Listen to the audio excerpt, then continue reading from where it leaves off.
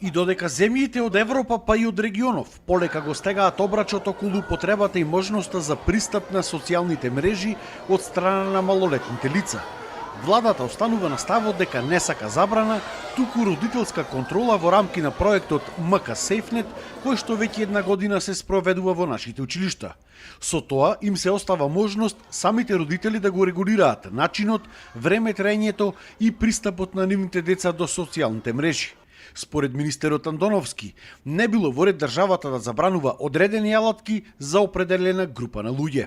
Сметавме дека ова е начин да ги превенираме опасностите од интернет, а контролата да задржат родителите, да не ја превзема државата, контролата на алатки кои што се исклучително приватни, значи ги користат родители, ги користат деца и би било мешање на државата во домашните работи на секое семејство, во домашното воспитување на секое семејство, за тоа кои алатки и на кој начин се користат. Но доколку постои зголемен интерес од страна на родителите, доколку постои зголемен страф и таа бројка е голема, оставаме простор да продискутираме на овие прашања, зашто да не направиме една јавна расправа и една анкета да видиме кој е интересот, кој е размислувањето на родителите. Во Македонија деновиве повторно се покрена петиција од страна на дел од родителите насловена Иницијатива за безбедно детство, каде се бара целосна забрана за употреба на социјалните мрежи за деца до 12 години и строга регулација на пристапот за малолетни до 16 години. Досега петицијата ја потпишале 2311 родители.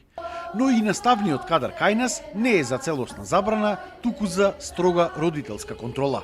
Тука имаме позитивен фидбек, односно родителите не известија дека ги користат тие алатки во врска со сигурен интернет, да овозможиме не забрана на учениците, меѓутоа љубопитноста да биде ограничена, да се контролира од страна на родителите и заедно да делуваме. Денешниот ден за побезбеден интернет се одбележува заедно со останатите центри за побезбеден интернет низ Европа како дел од мрежата InSafe.